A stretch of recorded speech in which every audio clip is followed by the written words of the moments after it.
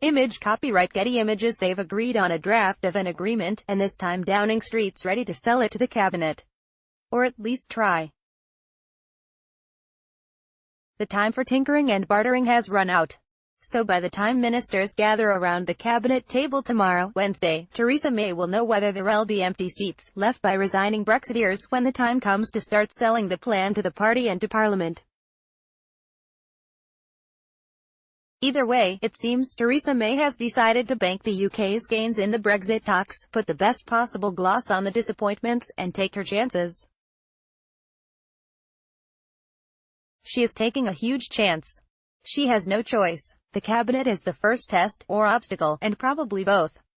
The risk of resignations has been real and recognised. But Parliament looks like the ultimate test.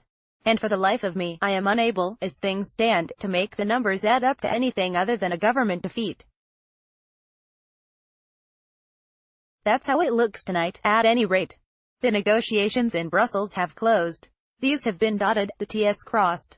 But from all I've heard, Brussels was holding firm on a crucial red line.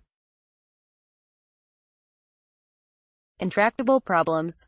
EU negotiators, having agreed that the UK as a whole may enter a temporary customs territory with the EU to avoid the emergence of a hard Irish border, did not seem at all willing to shift their consistent position and sanction an escape clause for the UK to quit the arrangement at its own discretion whether the EU likes it or not. All week, cabinet Brexiteers and like-minded Tory colleagues have been loudly demanding exactly that. As for the fear of a hard Irish border emerging, Brussels wanted Northern Ireland to remain in the EU customs and regulatory system unless and until there's a full-blown free trade agreement. They still do, and they've argued the UK conceded that principle last December. Mrs May and the UK government has insisted, and still insists, they can't, want and never will weaken the integrity of the UK. To the question, will Britain allow Northern Ireland to function under the full range of EU customs and market rules, while mainland Britain does not? The answer is a very clear no. The problem of finding an agreement have seemed intractable. Squaring the cabinet without resignations may be hard. Securing parliamentary approval could be a political mission impossible. But Theresa May looks to have decided she has no option but to give it a try.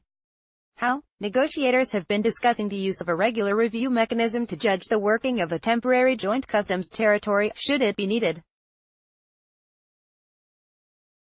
Widespread assumption in Whitehall is that it would be, that the chances of striking a comprehensive free trade agreement with the EU by December 2020, the end of the Brexit transition, are close to negligible.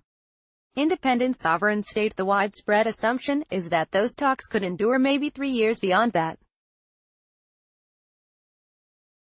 The role of European court judges in the process is sensitive to Brexiteers, and the final settlement will be a key element of the plan. Image caption: Chief Whip Julian Smith and Attorney General Geoffrey Cox in Downing Street. Just another issue for the 58-year-old government newbie, Attorney General Geoffrey Cox, to analyse and explain to the satisfaction of his fellow Brexiteers. His stage presence and charisma took us all by surprise at the Conservative Party conference. His newfound importance must be a surprise even to himself.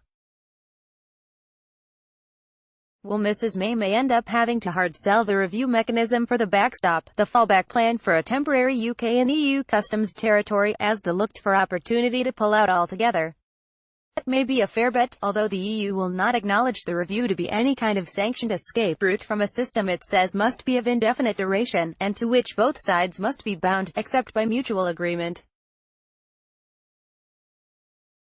Of course, an independent sovereign state can walk away from any deal, any treaty, if it wishes. The UK would certainly be one after Brexit. Would the UK wish to build a reputation as an international deal-breaker, while it simultaneously tries to establish a new place and standing in the world as a global power? In other words, Mrs May and her European counterparts would agree on a deal and then spin it in quite contradictory ways. It wouldn't be the first time. Remember the Good Friday Agreement? defying the odds. True, the EU prefers precision. Brexiteers seem to have been painting their own negotiating lines a deeper shade of red every day. But whoever said this would be easy? Actually, quite a lot of people inside and outside government said that. It seems they may have been mistaken. Or perhaps they were quoted out of context. The Prime Minister will surely also be able to claim the integrity of the United Kingdom remains sacred. The EU side recognizes that as another indelible red line. So some way of recognizing the UK government's ultimate right to determine the status of Northern Ireland, while expressing the EU's requirement for harmonisation of customs and regulation on the island of Ireland would be needed. Time, perhaps, for another piece of constructive ambiguity, or maybe more accurately, contradictory spin. Sounds easy, doesn't it? Of course not. Persuading the cabinet and Conservative MPs looks like a living nightmare. Who knows, Mrs. May defy the odds and somehow pull it off. No one can rule that out. But the normal rules of politics, for what they're worth anymore, suggest success will be extraordinarily hard to achieve. The Prime Minister may not survive this test. A cabinet insurrection might be contained. But even if it is, a Tory and UP rebellion, followed by defeat in the Commons, could easily sink a Brexit plan and Mrs. May along with it. Brexit talks could end in no deal at all, and the Commons could find a way to reject that outcome too, and open up a Pandora's box of political turmoil, a fresh referendum, for example. Again, who knows? There's plenty of evidence that millions of people have turned away from the tortuous twists and turns of Brexit through sheer boredom, compounded by a perfectly understandable lack of understanding. Perhaps they're the lucky ones. The closer you look, the scarier it seems to get.